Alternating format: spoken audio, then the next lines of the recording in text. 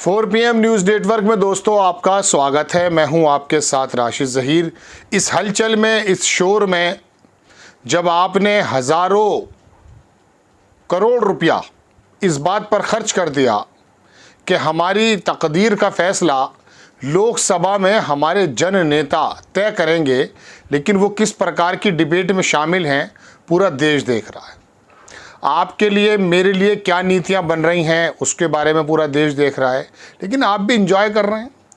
मोदी जी किसी प्रकार की बात कर रहे हों या राहुल गांधी कोई भी धर्म का पाठ पढ़ा रहे हों, आप और हम मजबूर हैं उनको देखने के लिए। हाँ, कोशिश ये ज़रूर होनी चाहिए थी कि इनको बीच बीच में तंबीह कर दिया जाता कि साहब आपको जो वहाँ भेजा गया है वो दरअसल हमारे बारे में, हमारे देश के बारे में दशा और दिशा तय करने वाली नीतियां बनाने के लिए भेजा गया है। तालियां बजा करके एक दूसरे पे कटाक्ष करने के लिए नहीं भेजा है, और नेहरू से लेकर के बाबू जगजीवन राम तक उनका इतिहास तोड़ मरोड़ कर पेश करने के लिए नहीं भेजा है। लेकिन अब आपको और हमें पसंद है तो क्या कर सकते हैं। ऐसे शोर में और ऐसे में माफ़ी के साथ और बहुत एहतियात के साथ जो माहौल हमें मछली बाज़ार में नज़र आता है, इस प्रकार का माहौल देखने के बाद एक आदमी वहाँ खड़ा हुआ मणिपुर से, और उसने भारतीय जनता पार्टी पर कटाक्ष करते हुए, मोदी सरकार पर कटाक्ष करते हुए कहा कि आपको राष्ट्रीय पार्टी का होने का दर्जा हटा देना चाहिए। आप बोलते हुए मणिपुर पर भी घबराते हैं, मणिपुर में आते हुए भी घबराते हैं। घबराना शब्द मैं इस्तेमाल कर रहा हूँ। आपको कोई हक नहीं बनता है कि आप अपने आप को कहें कि राष्ट्रीय दर्जा, राष्ट्रीय, हमारी पार्टी राष्ट्रीय। मोदी जी जब राहुल गांधी और कांग्रेस की मजाक उड़ा रहे थे 99 सीट्स लाने पर, वहाँ पर वो ये बता रहे थे कि देखिए आंध्र प्रदेश में कहाँ हैं आप, मध्य प्रदेश में कहाँ हैं आप, गुजरात में कहाँ हैं आप, हर जगह आपको हराया गया है। और अपनी उपलब्धियाँ इस नतीजे से बता रहे थे मोदी साहब कि जैसे कि हर जगह देश में उन्हीं की पार्टी नज़र आ रही है, कांग्रेस को उन्होंने धूल चटा दी। ये बताना भूल गए कि साउथ में कहाँ कहाँ वो विलुप्त पार्टी हैं, कहाँ कहाँ उनका वोट परसेंटेज इतना भी नहीं है कि उसे इज्जत के साथ बताया जा सके। जब मोदी जी बता रहे थे कि कहाँ कहाँ पर तमाम उनकी सीटें आई हैं, लेकिन ये बताना भूल गए कि देश का एक बहुत बड़ा हिस्सा, जिसे साउथ के नाम से जाना जाता है, पूर्वोत्तर राज्य में भारतीय जनता पार्टी का, अगर मैं यूं कहूं कि नाम और निशान भी नहीं है तो गलत नहीं होगा।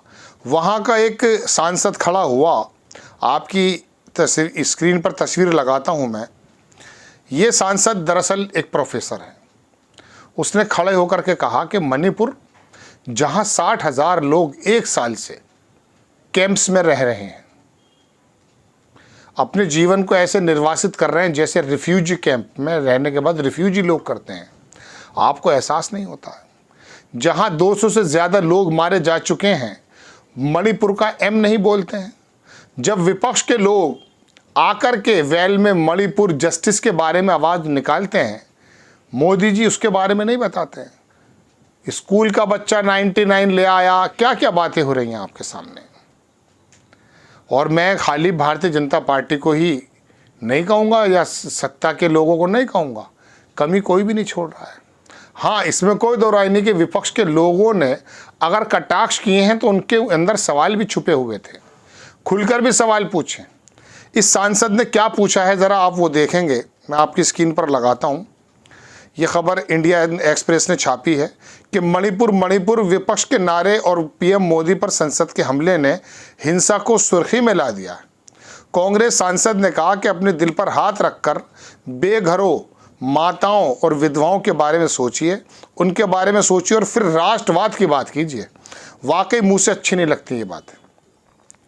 कुछ देर के शोरगुल के बाद ओम बिरला ने कहा, मैंने बीच का पार्ट लिया है सिर्फ, कि मैंने पहले ही एक माननीय सदस्य को मणिपुर पर बोलने का अवसर दे दिया है। काफ़ी है क्या?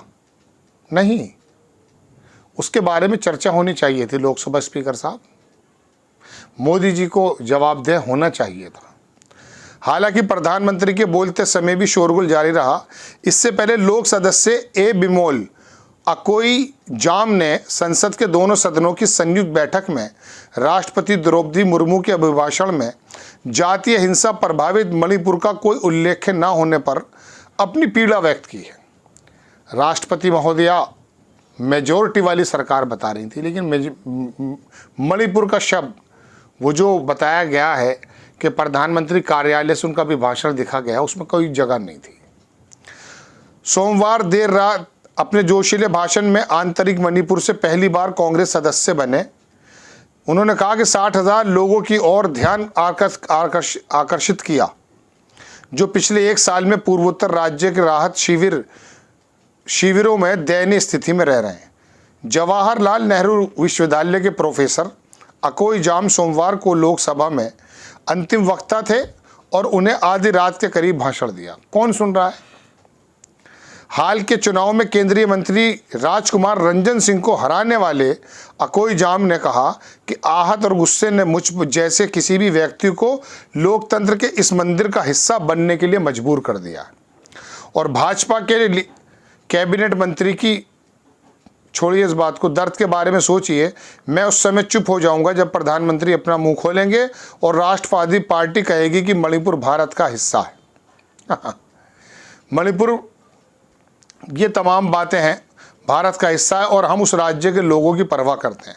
उन्होंने कहा मणिपुर का हर एक इंच केंद्रीय सशस्त्र बलों द्वारा कवर किया गया है, फिर भी 60,000 लोग बेघर हो गए और हजारों गांव नष्ट हो गए।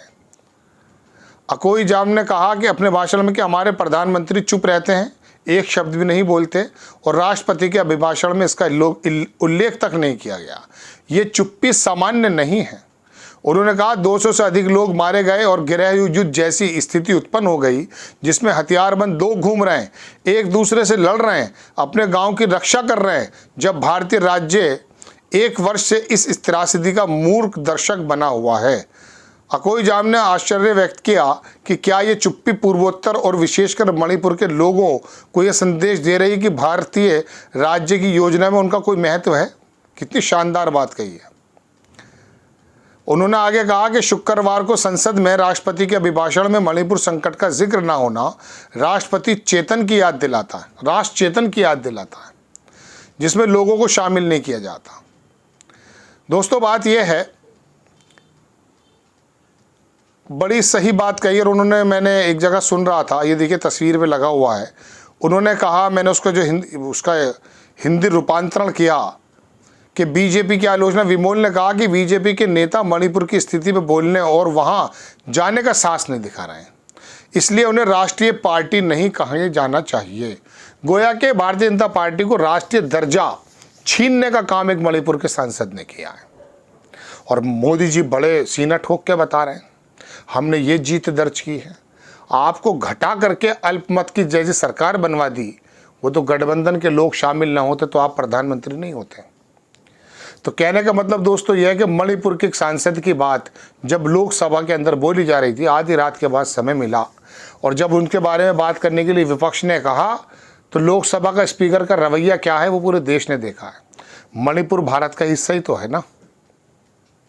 इसका दर्द हमारा दर्द, आपका दर्द होना चाहिए, या ये सोच करके कि नहीं ये तो कुछ दूसरे टाइप के दिखने वाले लोग हैं, इनका रहन सहन अलग है, क्या वो भारत का हिस्सा नहीं है? क्या उस पर प्रधानमंत्री जी जाने की बात तो छोड़ दीजिए, इस महत्वपूर्ण मुद्दे पर जब राहुल गांधी के नाना नानी और मौसी मौसा सबको याद किया जा रहा है, मणिपुर को नहीं किया जा सकता? सोचें आप। आपको खबर कैसी लगी अपनी राय कमेंट्स बॉक्स में ज़रूर दीजिएगा। चैनल को सब्सक्राइब कीजिए, शेयर कीजिए। नेक्स्ट टाइम मैं किसी खबर के साथ हाजिर होता हूँ। जय हिंद।